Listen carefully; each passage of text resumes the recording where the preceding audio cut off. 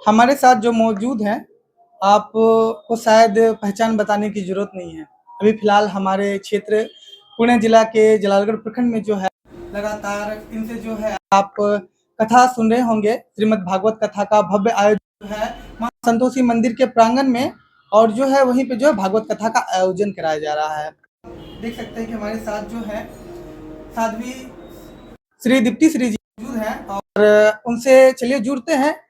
अभी फिलहाल तो आपने मंच के माध्यम से देखा होगा, यूट्यूब चैनल के माध्यम से देखा होगा, लेकिन अभी मैं खास इनसे जो है एक खास इंटरव्यू के लिए यहाँ मौजूद हूँ, और काफ़ी सारे ऐसे सवाल हैं जो जानने बहुत ज़रूरी हैं। बड़ा ही कीमती समय जो है श्री जी के माध्यम से हमें मिला है, और हम चाहते हैं कि अपने चैनल के माध्यम से जो है आप लोगों तक जो है उनकी बात को पहुँचाएँ। अगर डिजिटल माध्यम से अगर हमें देख रहे हैं, तो मैं बता दूं कि दीप्ति श्री जी का भी एक यूट्यूब चैनल है, और इनका जो प्रोग्राम होता है, ऐसे जो कथा होते हैं, काफ़ी बाहर के देशों में जो है ज़्यादातर किए जाते हैं। हमारे देश में जो है काफ़ी हमारे कमिटी के मेंबरों ने खास बहुत ही इनका बहुमूल्य समय निकाल कर जो है इन्हें यहाँ आमंत्रित करवाया है। बहुत सारी मुद्दे आए, लेकिन फिर भी जो है दीप्ति श्री जी का एक कीमती समय हमें मिला, और आप लोगों के बीच आज मौजूद है हमारे चैनल के माध्यम से। तो स्वागत है हमारे चैनल पे श्री जी। सबसे पहले तो कैसा लगा आप जलालगढ़ आए? राधे राधे। और मैं दीप्ति श्री जी, और जब मैं जलालगढ़ आई तो मुझे वाकई बहुत अच्छा लगा, और एक भक्तों का समूह हमें दिखाई पड़ा, जिसे हम कह सकते हैं, हमारे ब्रज में कहा जाता है कि हमारे वृंदावन को, वृंदावन यानी अर्थात एक वृंद का समूह होना, और वृंद यानी तुलसी के पौधों का समूह होना, उसे वृंदावन कहते हैं। और यहाँ पर मैंने आकर के देखा तो मुझे भक्तों का समूह प्राप्त हुआ, जैसे कि हम जिसे अपनी भाषा में कह सकते हैं, इसे आध्यात्मिक भाषा में कह सकते हैं भक्त वृंद, यानी कि मुझे भक्तों का यहाँ पर वृंदावन जैसा वृंदावन प्रतीत हुआ। और सभी भक्तों बड़े आनंद से और बड़ी रुचि से कथा का श्रवण पान कर रहे हैं, और अपने जीवन में उतार भी रहे हैं। मैं देखती हूँ आज लगभग कथा का 7वां दिवस है, विराम दिवस है, तो काफ़ी उत्सुक हैं भक्त सुनने के लिए। जैसे कि आपने कल देखा, कल इतनी बारिश हुई, और इतनी बारिश होने पर भी अगर भक्त सुन रहे हैं तो समझिए कि उनका कहीं ना कहीं भगवान से कनेक्ट होना, या फिर भगवान से जुड़ना और भगवान में रुचि रखना कहीं ना कहीं हमें दिखाई दे रहा है। और लगभग मेरा मानना है कि जो अभी ये पीरियड चल रहा है, तो इस पीरियड में हम जितना हो सके और जितना भी हम समय निकाल सके भगवान के लिए हमें निकालना चाहिए।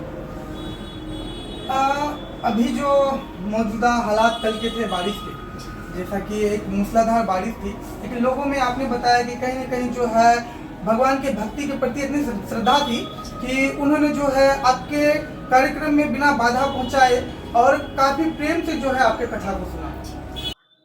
अगर प्रेम की बात करें, अगर हम आध्यात्म से प्रेम की बात करें, तो जो आध्यात्म में प्रेम जो गोपियों ने कृष्ण से किया, वो मुझे नहीं लगता कि आज के दौर में और आज के समय को देख करके अगर हम ये कह पाएं कि आज की दुनिया में मुझे कोई प्रेम करेगा, या फिर आपको कोई प्रेम करेगा, या फिर मनुष्य किसी से भी कोई प्रेम कर सकता है। मुझे नहीं लगता कि आज हम किसी से प्रेम करते हैं, और जिसे कहते हैं सच्चा प्रेम। और सच्चा प्रेम अगर इसकी व्याख्या करने अगर हम बैठे, तो जिसे हम कहते हैं निस्वार्थ, जिसमें कोई स्वार्थ नहीं होना चाहिए, निस्वार्थ होना चाहिए प्रेम, जिसमें कोई लेन देन नहीं होना चाहिए।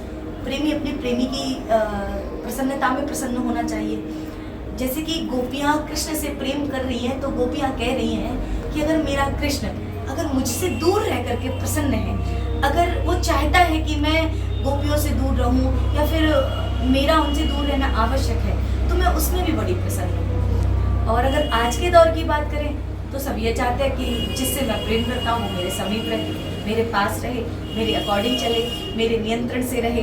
लेकिन नहीं, मेरा मानना ये है कि प्रेम तो एक स्वतंत्र है, और प्रेम एक खूबसूरत सा विषय है। और धर्म क्या है? धर्म जो हम कर रहे हैं अभी, ये धर्म का कार्य है। किसी के साथ हम अच्छा कर रहे हैं, ये भी धर्म है। सबसे प्रथम मैं यही कहूँगी कि आज हमारे देश में या फिर हमारे समाज में जो गैया मैया है, हम उनका बड़ा तिरस्कार कर रहे हैं। बिल्कुल बिल्कुल, ये बात तो है काफी, क्योंकि हमारी जो कहते हैं ना कि माँ के बाद अगर हम दूसरा कोई है तो गौ माता को पूजा जाता है, उसे देवी के स्वरूप हम लोग हमेशा से है, पूर्व काल से जो है पूछते चले आए हैं। तो हमारा मानना यही है कि धर्म से हम तब जुड़ सकते हैं जब हमारा आचरण अच्छा होगा, जब हमारी ये छोटी छोटी चीजें अच्छी होंगी ना, तो हम निश्चित ही रूप से अपने धर्म को बचा सकेंगे। अब जैसे कि छोटी छोटी बातें करें, हमारे परिवार में पूजा होती है या फिर कोई भी कार्य होते हैं, तो हमें अपने बच्चों को अपने साथ लेकर के चलना चाहिए। ठीक है, लगभग हम क्या करते हैं, बच्चों को दूर रखते हैं, बच्चों से कहते हैं तुम्हारे खेलने का समय, आप जाइए खेलिए, मेरा भी पूजा करने का समय नहीं। लगभग हमें लगता है कि हमें उस समय अपने बच्चों को साथ लेकर के पूजा में बैठना चाहिए, ताकि वो देखें कि हमारा धर्म क्या है, हम किस धर्म से बिलोंग करते हैं, हमारा धर्म, हमारे भगवान कौन है, हमें किस प्रकार से किस भगवान की पूजा करनी है, हमें ठाकुर सेवा कैसे करनी है, हमें नाम जप कैसे करना है। और जब ये हमारे सनातन में प्रवेश कर जाएगा, तब निश्चित ही रूप से अपना सनातन बचा लिया जाएगा। अभी की सोसाइटी में जब हमारे घरों में जब बच्चे होते हैं, छोटे छोटे बच्चे होते हैं, तो कई सारे पेरेंट्स जो हैं बच्चों को सिखाते हैं जॉनी जॉनी यस पापा, या कुछ भी जो इंग्लिश पोएम होते हैं, रैम्स वगैरह, तो वो सिखाते हैं। लेकिन अगर माता पिता वही संस्कृत अगर जानते रहते, अगर अपने धर्म के प्रति जो अपने ग्रंथों के श्लोक अगर याद होते, जैसे कि रामचरितमानस है, भागवत गीता है, कई ऐसे ग्रंथ जो हैं, उन ग्रंथों के प्रति अगर उनमें पेरेंट्स में अगर भक्ति भाव होता, तो उनके बच्चे भी वही सीखेंगे ना। देखिए, मेरा मानना ये है, जैसे आपने कहा श्लोक, तो बहुत दूर की बात हो गई, एक संस्कृत लैंग्वेज बहुत दूर की बात हो गई। कभी ये समय भी था कि बच्चे संस्कृत से डरते थे, बिल्कुल, है ना? बहुत। तो संस्कृत से हम दूर भागते रहे बचपन से ही, लेकिन जब हम बड़े हुए तब हमें पता लगा कि असली मायने तो हमारी असली लैंग्वेज जो है, हमारी जो वास्तविक भाषा है, वो हमारी संस्कृत ही है। फिर हमें पता चला कि हम आगे आते हैं, फिर हम बच्चों को सिखाते हैं जॉनी जॉनी यस पापा। क्यों? क्योंकि उनके पेरेंट्स नहीं चाहते कि हम अपने बच्चों को आध्यात्मिक से जोड़ें, क्योंकि बच्चा अगर ज्यादा आध्यात्मिक से जुड़ जाता है तो माँ बाप टेंशन में आ जाते हैं। कहीं न कहीं संस्कृत जो है देव भाषा है, और कई ऐसी भाषाएँ हैं जिसमें अगर आप देखेंगी तो अशुद्धियाँ हैं, लेकिन संस्कृत ही एक ऐसी भाषा है जिसमें कोई अशुद्धियाँ नहीं है। हाँ, क्योंकि वो स्वयं परमात्मा के द्वारा उसका वर्णित किया गया, हमारे वेदव्यास जी द्वारा, हमारे श्री वाल्मीकि जी द्वारा, कई ऐसे हमारे समाज में, हमारे सनातन में कई ऐसे ऋषि मुनि संत और कई ऐसे भक्त हुए जिन्होंने स्वयं पद गाए हैं। हमारे जैसे सूरदास जी, उन्होंने भी पद गाए हैं, हमारी मीराबाई जी ने भी पद गाए हैं, कई ऐसे भक्त हैं, कर्माबाई, बहुत से ऐसे भक्त हैं जिन्होंने पद गाए हैं। ठीक है, अब बात करते हैं, आपने कहा श्लोक और संस्कृत भाषा में थोड़ा डिफिकल्ट है, तो नहीं पढ़ पाते, इस कारण से शायद पेरेंट्स नहीं सिखा पाते। अब वही बात करते हैं हम वाल्मीकि रामायण जी की, उसको पढ़ना बहुत मुश्किल है, तभी तुलसीदास जी महाराज ने बहुत सरल भाषा में लिख दिया, फिर भी नहीं पढ़ पा रहे हम। हनुमान चालीसा बहुत सरल शब्दों में लिखी गई है, अगर हम फिर भी नहीं पढ़ सकते तो फिर क्या कर सकते हैं हम? कुछ नहीं। सोचिए, जॉनी जॉनी को छोड़ करके एक बार आप श्री चालीसा को पढ़िए। अगर आप बच्चों के सामने अगर चालीसा पढ़ते हैं, तो हमें नहीं लगता कि बच्चे कुछ और सीखेंगे, बच्चे वही सीखेंगे जो आप करेंगे। जैसे सुबह पूजा के टाइम अगर कुछ श्लोकों को अगर बच्चों के साथ में रख के सिखाया जाए, और शाम की आरती के समय अगर बच्चों को सिखाया जाए, तो रोजाना ऐसा करते करते बच्चे भी कहीं ना कहीं। इसलिए तो श्री रामचरितमानस को सरल किया गया, कि ताकि आने वाले कलयुग में मनुष्य आसानी से इसको पढ़ सके, आसानी से इसका विवेचन कर सके, बखान कर सके। इसलिए तो हमारे समाज ने, हमारे पूर्वजों ने, हमारे संतों ने पहले ही लिख दिया था कि कलयुग केवल नाम आधारा और सुमर सुमर नर उतर ही पारा। सिर्फ नाम मात्र से कल्याण हो सकता है, पर कोई हो तो लेने वाला। सही है। अभी लोगों में जो है अपने हिंदू धर्म के प्रति जो है अभिरुचि जो है कहीं ना कहीं खत्म होती जा रही है, लोग अध्यात्म से दूर होते जा रहे हैं। इसका क्या कोई खास वजह है? इसका आप कारण, लोग कई जगहों पे जाते होंगे प्रयोजन के लिए। इसका एक कारण तो ये है कि हमारे कलयुग आने का समय है, तो आएगा, उसे कोई नहीं रोक सकता। और जब तक कलयुग नहीं आएगा, सतयुग नहीं आएगा, भगवान अवतार नहीं लेंगे, ये भी है। और अगर इस विषय से हट करके देखें कि हम आध्यात्मिक से दूर इसलिए भाग रहे हैं क्योंकि हमारे आसपास का वातावरण बहुत गंदा होता जा रहा है, और हमारी फ्रेंड सर्किल, हमारा उठने बैठने का तरीका, हमारा समाज, जिस स्थिति में आप बैठेंगे और जिस स्थिति को आप स्वीकार करेंगे, वो आपको स्वयं तय करना है कि मुझे क्या करना है। अगर आप अच्छे लोगों में बैठते हैं, तो हमें नहीं लगता कि आप में बुरे संस्कार प्रवेश करेंगे, अच्छी बातें प्रवेश करेंगी। जो कृष्ण को मानते होंगे, आप उसको मित्र बनाइए। जो कृष्ण को नहीं मानते, मेरा मानना है कि फोन में भी आप उनके नंबर मत रखिए। अगर आपको कृष्ण से प्रेम है तो मुझे नहीं लगता धीरे धीरे करके, क्योंकि हम कोई भी काम करते तो हैबिट्स आने लगती है, गलत कार्य भी अगर हम करते हैं, संगत से गुण आवत है तो संगत से गुण जावत जावत है।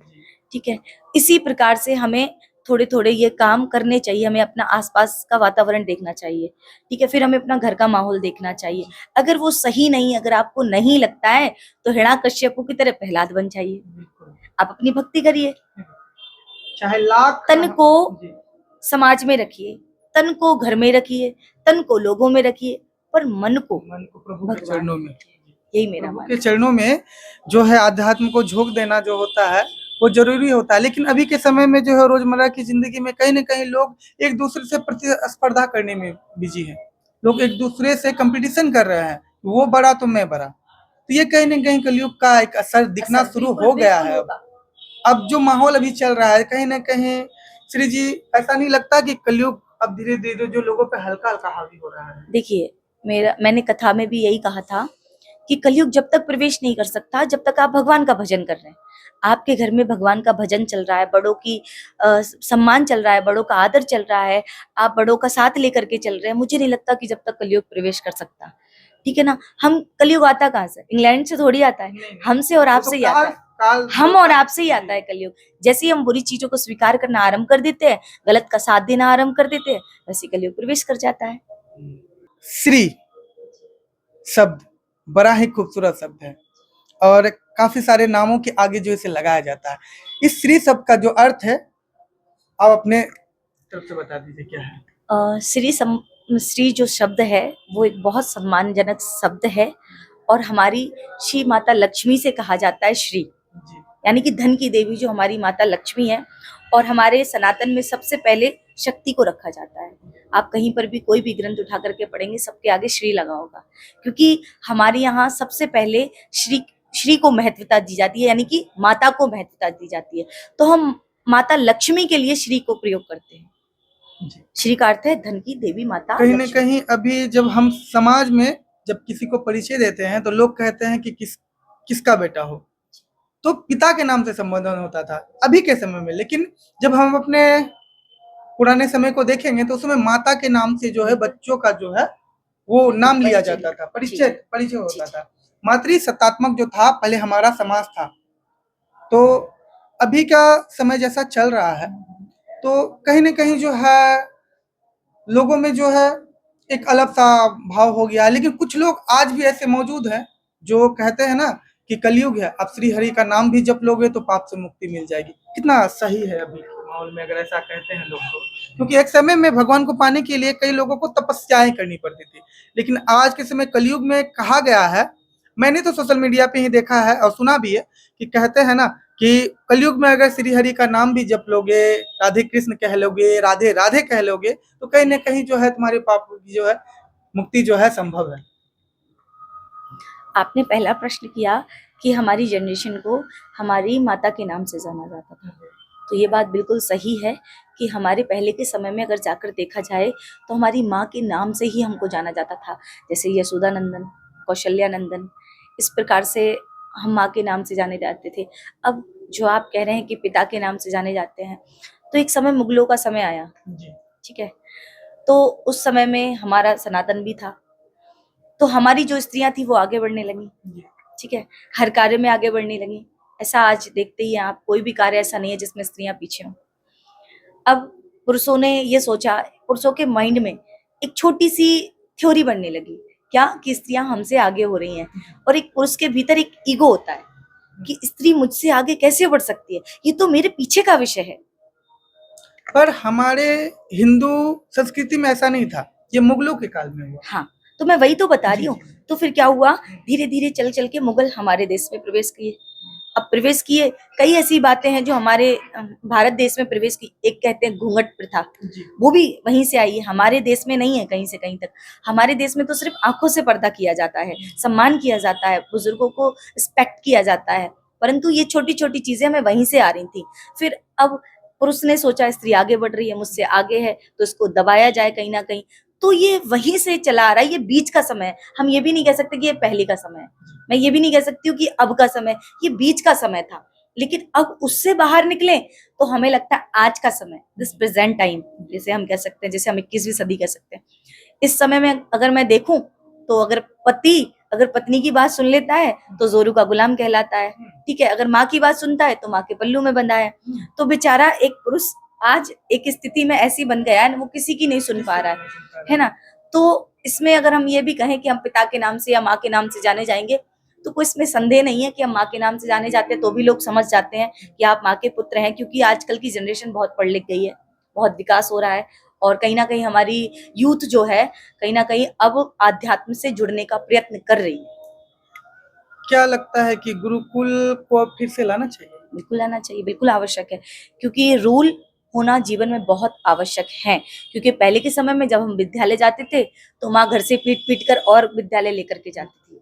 आप भी विद्यालय गए होंगे तो आपकी माँ भी बहुत पीट पीट करके विद्यालय छोड़कर आती मैं थी। भी मार खाया हूँ। हाँ, तो अब आज के पेरेंट्स अगर देखें तो अगर हाथ भी अगर टीचर लगा दे तो कैसे छुआ मेरे बच्चे को, एक एक्शन ले लेते हैं, एक कंप्लेन दर्ज हो जाती है टीचर के खिलाफ, टीचर को सस्पेंड कर दिया जाता है, लेकिन उन बच्चों के पेरेंट्स से नहीं बोला जाता कि जो आप कर रहे हैं अभी आप, वो बहुत गलत है। जिस समय मैंने भी बचपन में पढ़ा था किताब में, वरदराज की कहानी थी। परत परत अभ्यास थे जरमती होत सुजान, रसरी आवत जात है सिर पर परत निशान। जी जी, तो अगर लगातार प्रयास किया जाए तो सफलता जरूर मिलती है। सफलता मिलेगी पर अकेले से नहीं मिलेगी, पहले हम सब हिंदुओं को एक होना पड़ेगा, तभी ये संभव है। और आज हमारे हिंदू में ये एकाग्रता नहीं है। आपने देखा हर धर्म के लोगों में एकाग्रता है, ठीक है। सब आप मुस्लिम धर्म को देख लीजिए, सिख धर्म को देख लीजिए, सेवा धर्म में सबसे आगे होते हैं, ठीक है, सबसे भाव आगे होते हैं। लेकिन हमारा धर्म पता है क्या है, सेवा कराना जानता है, करना नहीं जानता है।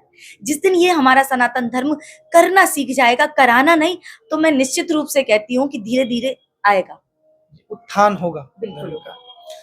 तो काफी ही कीमती समय जो है दीप्ति श्री जी का था, और अपने समय में अभी इनका अंतिम जो है, आज जो लास्ट जो है इनका भागवत कथा का आयोजन का लास्ट दिन है, और उसमें भी काफी कीमती समय जो है हमारे चैनल को दिया है। तो मैं आप लोगों से बस इतना ही कहूंगा कि यह इंटरव्यू कैसा लगा, आप कमेंट बॉक्स में जरूर अपनी राय दीजिएगा, अपनी प्रतिक्रिया जो है जरूर व्यक्त कीजिएगा। और साथ ही जो है मैं आपको बता दूं कि दीप्ति श्री जी का जो है यूट्यूब चैनल भी है। अगर आप हमारे माध्यम से देख रहे हैं, जितने भी हमारे जान पहचान के चाहने वाले हैं और जितने लोग जो है कथा का अनुश्रवण करने आए हैं, उन लोगों से भी मैं इतना कहना चाहूंगा कि अपने मोबाइल फोन को खोलिए, अपने यूट्यूब में जाइए, दीप्ति श्री जी के चैनल को ओपन कीजिए, उसके बाद जाके चैनल को सब्सक्राइब कीजिए। और ऐसा नहीं है कि दीप्ति श्री जी सिर्फ जलालगढ़ से जा रही है, आपके मन में जरूर बसी रहेंगी, इसीलिए इनके चैनल को सब्सक्राइब कर लीजिएगा, ताकि जो है नोटिफिकेशन बार बार इनके किसी भी ऐसे प्रोग्राम का जो आता रहे और इनके प्रोग्राम को जो लगातार देखते रहे। ऐसी ऐसी खबरों के लिए हमारे साथ बने रहिएगा। ये इंटरव्यू कितना खास था, कितना अच्छा था, ये जरूर बताइएगा। धन्यवाद।